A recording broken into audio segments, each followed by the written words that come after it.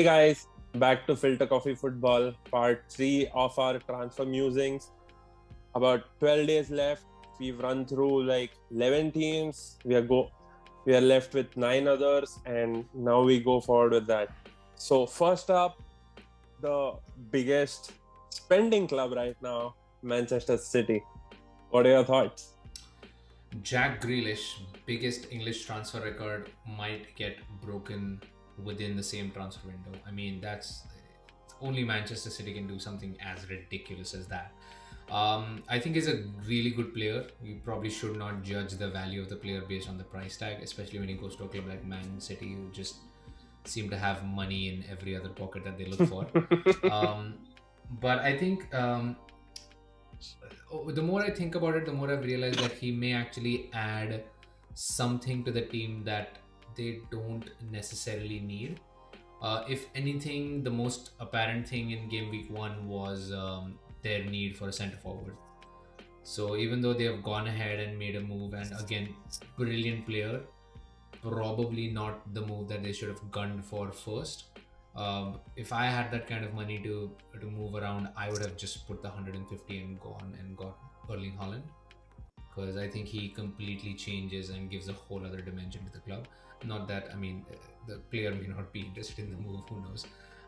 But again, it's one of those moves where he's not going to flop at the club, but will he really take them to the next level? I am not really that sure about.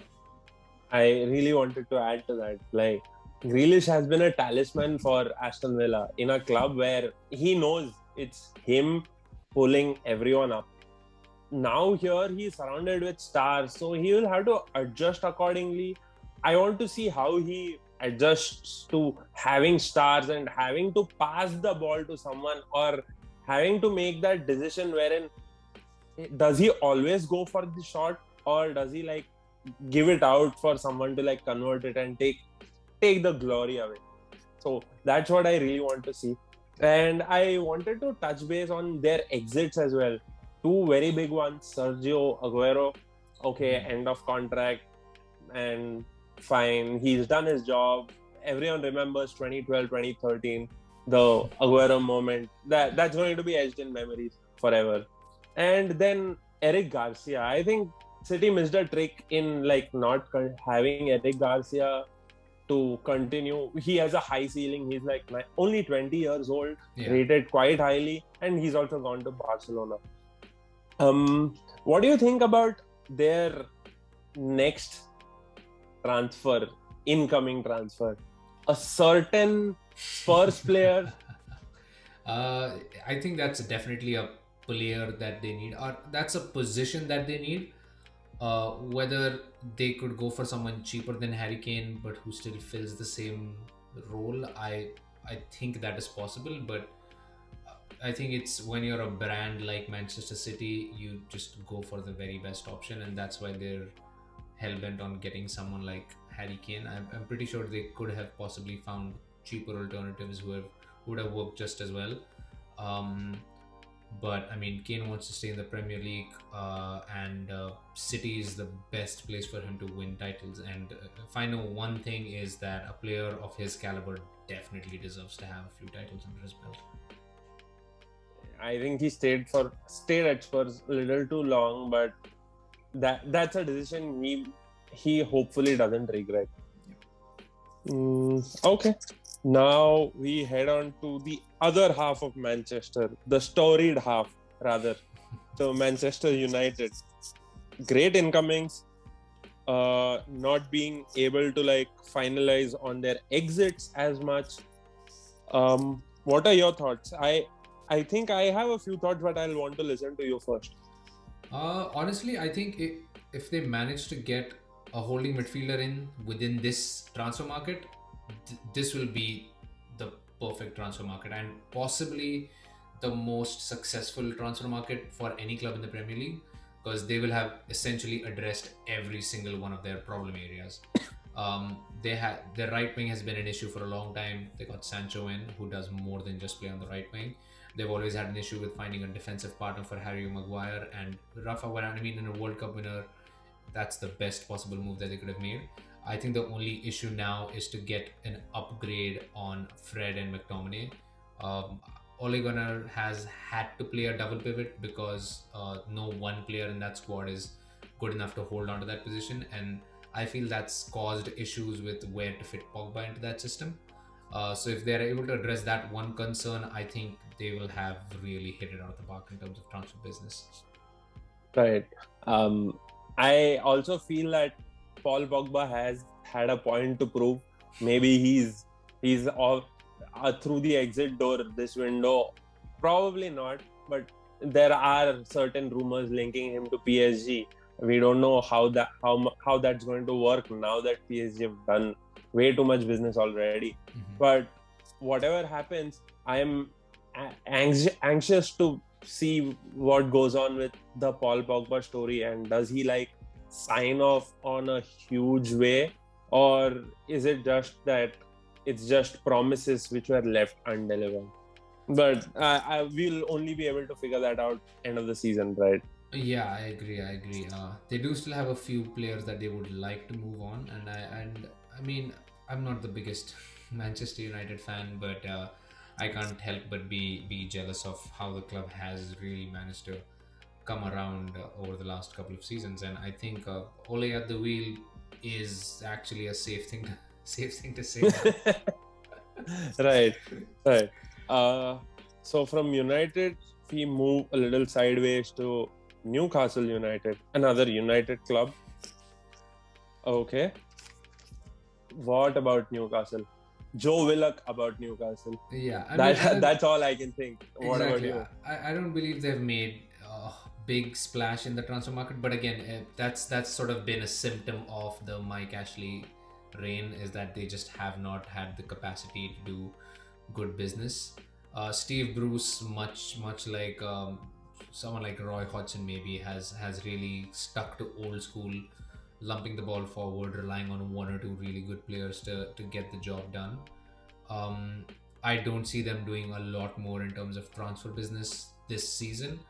And luckily, they have a player who's as good as Alan San Maximan who can actually keep them up in the league. But honestly, I'm not particularly savvy about how the club is being run right now, and they're due for some sort of an overhaul. I just want to see Joe Willock flourish. As an Arsenal supporter, I really want to see him flourish. He's come from our academy, the Hale, and it would make me so happy to see him flourish and give us this satisfaction that fair enough, he didn't really have the chances to succeed at Arsenal, but nevertheless he's still an Arsenal player by heart. So good luck to him and good luck to Newcastle. Yeah. Where do we go from Newcastle? We go to Norwich City. Okay, newly promoted. Again, yeah, newly promoted again. Norwich City. Okay, so they clearly have a really good manager in Lucien Favre. That's the right name, right? I think I got it right. Favre, right. And the only major outgoing has been Buendia, and they have replaced him with Milot Rashica, who I think is a great talent. He's done wonders in the Bundesliga. He's still young, so still has a lot to prove, and thrusting him into a club which most likely is going to battle relegation might be a little too much for him. But they still have a lot of talent within that squad, which they have managed to hold on to. So I really hope they stay up this time around, because I really love the football that they play. I really love the attitude that they bring into the club. And the only thing that worries me is that they have spent like a club that is maybe preparing for a relegation. They haven't gone beyond their resources like sometimes promoted clubs do. So that would be my only concern when it comes to Norwich. Right. I think they did a smart thing in also signing Josh Sargent from Werder Bremen. And Sargent and Rashica, obviously they've had some sort of connection, right? Mm-hmm. Which would make sense in why they got both. And they also got promising Chelsea talent Billy Gilmore on loan. I think things are looking up for them. I am excited to see the football that Norwich play because they've always been that free-flowing team that you love to watch, rather than way too old school or route one football Yep. that some other sides play. I Let's see. End of the Yeah. season, I hope Norwich survive. I really hope they do. I mean, they've clearly proven twice now that they are way too good for the championship. So I generally hope they stay up. Correct. From Norwich, we head on to Southampton. Southampton have had, I don't know, the window is odd. They got in Theo Walcott from Everton. That's probably a big signing. Then they got Livramento from Chelsea, who's highly rated and who actually did perform well. I'm looking at what they could do more because they've just been in and around the Premier League mid-table, bottom half, lower half, avoiding relegation once. What's the game plan for Southampton? What do you think they should be doing? Well, they did also get in Adam Armstrong, who scored on his debut, which hopefully, which is a promising sign for them. But I do believe, I mean, for the longest time, Southampton was lauded for their ability to find gems and find young talent. I do believe that their scouting has let them down more recently. They have a great manager in Hasenhüttl, but I mean, there's only so much a manager like that can do with the resources. That squad just needs a lot more work in there. They have holes all the way through the squad. So I don't see them getting relegated, but I don't see them really getting anywhere beyond into the top half of the table at all.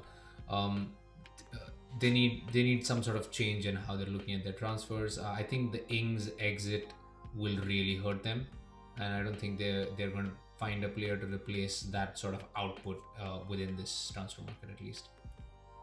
Right. That's very much a sensible point. And they also lost out Yannick Westergaard, which is another blow to them for a team that's so reliant on stellar players. Losing out on a star player and not really filling that position up, it could hurt them more rather than be an advantage. Yeah, I mean, thank you for reminding about the Westergaard move. I mean, that might just be enough to drag them down into a relegation fight. Who knows? Right. From Southampton, we jump on to Tottenham right now. You can go ahead. I mean, Spurs. I think Spurs are just waiting on an announcement. They're just waiting for the money to come in. But the more the Harry Kane saga goes on, I think the more it hurts Spurs in the transfer market, because I think the only real signing that they've made is Bryan Hill from La Liga, and he's a young player, but clearly the club sees something in him because it was a Lamela plus cash deal, so they really did put a lot of resources into that move. Nuno seems to be playing with the team he has, and honestly, it's an amazing squad. I would say they definitely still need an out-and-out striker. They were eyeing Vlahovic, who's now apparently set to join Atletico. So if they do lose Kane now, it might be too much work for Heung-min Son, and I mean, maybe too much damage done and too little time to fix it for them to be able to make a run for top 4 this season at least. I also think that this season is a season of duos where, like Norwich, even Tottenham got 2 players from the same team. For example, Atlanta, they got Golini and Romero. That's like your centre-back goalkeeper pairing, which is like very critical for your play out from the back style or for your consistent communication. Especially centre-backs and goalkeepers need to always be on the same page. I think that's a smart move. I don't know whether Golini is going to play as much because he definitely has been signed as a backup choice. And he's also on loan, isn't he? I think yes. Yeah, you're right about it. He's on loan. Yeah, but Christian Romero is an amazing signing. I mean, he's a solid player. Just won the Copa with Argentina as well. No, am I right? Yeah, I think you're right. I think he's a good move, solid player, but nowhere near the quality that Alderweireld offered the team. I think they're definitely less better off than they were a couple of seasons ago as a squad. And with Harry Kane potentially leaving, they're going to be even weaker. And I just see Spurs moving backwards now. So I hope they don't turn it around, because again, I'm an Arsenal fan, but yeah, I'm not particularly happy about how I'm not particularly enthusiastic about Spurs at this point in time. Right. So that leaves us with the three W's to cover. We start off with Watford first. Watford have had a very bland summer window so far. I think what they're relying on is Ismail Assar keeping them up in the league. I can't recall their signings off the top of my head, but there haven't been many high impact moves in there. I believe Danny Rose. Yes, Danny Rose joined into the club on the free, but for a player who hasn't had any real kind of league football for 2 seasons now, more than 2 seasons, almost 3 seasons now, I don't know how much he'll be able to add, but he's definitely a player who's got a point to prove with that team. Um, it's going to be a hard season for Watford. Their transfer business again suggests that they are probably preparing for a relegation scuffle, and they want to hold on to their finances as best as they can. But I don't see them. I don't see them really making big waves going forward towards the end of the transfer market even. Oh, that's probably what I was thinking too. I mean, it has been a very bland-ish summer for them, and for a side that got promoted, I think they would want to do more than just that. Now we move on to the second W, that's West Ham United. West Ham United too, I feel, have been a little underwhelming with their transfer business, but I understand that it is still, the pandemic still exists, and the clubs are reeling with finances, with recovering financial losses, not having fans in the stadium for an entire season. West Ham, for a significant incoming, I can think off the top of my head is Afonso Areola. I can't recollect anyone else. What do you think? I think West Ham has a good team base right now. I think they just needed to add to it. They have a good attack. I do believe they need more defensive reinforcements. Um, I'm blanking on the name of the defender that they had. If you can give me one Ufal, second in there.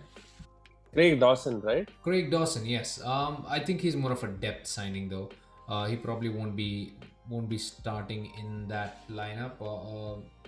But they definitely needed to shore up that backline a little bit. But they've had a good run of it in terms of a system. David Moyes clearly has understood what the team needs and how his players are going to perform. They had a great opening fixture as well against Newcastle. They showed grit. They showed the drive to move forward. I think this season, more so because of the COVID crisis, is probably going to be more about just consolidation for West Ham. I think they finished much higher than they expected to finish last season.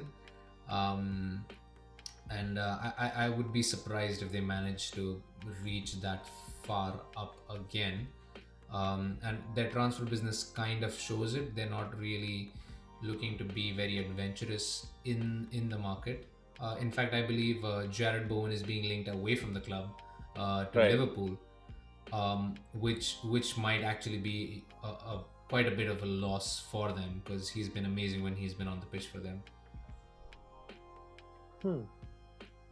That definitely makes sense. I think they also had to part ways with I mean, they parted ways with Felipe Anderson, right? Yes, Felipe yes. Anderson was sold to Lazio, I believe. true. I think he was a fabulous player for the team when they were trying to struggle, when they were trying to do better, but the system just was not working. But I think with Moyes coming in and reinstating his tactics, Anderson's game was just pushed out. And I kind of feel bad for him as a player because he's amazing and he probably deserved a more upward move as opposed to more of a lateral move to a club like Lazio. But I think it is just a situation of the club not meeting the players' needs anymore and the club just not needing his services anymore. I don't think he'll particularly be missed by the club, especially since Antonio is doing amazing as their attacking threat. And with the wide support that West Ham have, I think they've done more than enough to replace his output. True. So that leaves us with the last W, and we close off with Wolverhampton Wanderers. Wolves have had some exits. They've had Patricio leave for an undisclosed fee to Roma, which probably is a big exit for them. And they signed Jose Sa from Olympiacos, if I'm not wrong. Yeah. I cannot recall other incomings. Was it Trincao? I think. Yes, they got get Trincao in on a loan, which is it's a loan with an obligation to buy. So I think that's a good move for the club. It's more more Portuguese talent coming into the club. I definitely do believe that Rui Patricio leaving is a big change in the old guard, because I think he signified the sort of reinvigoration of Wolves as a team, and him along with the other players in there like João Moutinho really defined the new Wolves pathos, where they were a club to be feared. Now it's starting to wane a little bit, and I think they definitely need more in terms of attacking threat going forward. They have an aging backline that needs some change as well. It's I don't see them being as threatening as they were in past seasons, especially with Nuno gone. It's going to be a while for them to really find their footing again, and they honestly really need to find a replacement for Raul Jimenez, and not necessarily even a replacement, but at least just a backup for Raul Jimenez. Fabio Silva is a fabulous talent, but he's still far too young and far too inexperienced. Correct. And they also got Ryan Aït-Nouri from Angers. I believe he was from the French league. Yeah, I believe he was on loan last season and they finalized the transfer this season. Right. I think he's a perfectly serviceable player. Doesn't ruffle any feathers. Just a solid signing, I believe. Nothing. Young player will have a high ceiling to develop into. Exactly. I think what Wolves might be preparing for is the eventual departure of Pedro Neto, because I see him going to a big club quite soon. Another season this year like he had last season, and I would not be surprised to see him make a move to a top 6 club next season. True. With Wolves and the Portuguese influence, there comes this discussion about agents driving signings towards a certain club, about super agents nowadays, that's what they're called, driving in signings to clubs and influencing the transfer business of certain clubs. I think that's a different topic, but I really want you to think about it. I really want our audience to think about it and let us know what they think about those transfers and these super agents that have now become a part of the game, which they weren't probably, say, 15 years earlier. Yes, please think about the subject. Let us know if you really want us to sit down and really dissect the topic. Please let us know in the comments, and we'll talk more about it in depth and pick up more of such examples and really see how they are impacting the world of football as it stands right now. So I guess that's about it. That rounds up our transfer window thread for the entire Premier League. We've covered all 20 clubs over 3 short videos. I hope you like it. We are eager to hear your comments, listen to your feedback. Please do like, share, subscribe to the channel, and also follow us on Instagram. Here's Karthik and Akshay Signing off.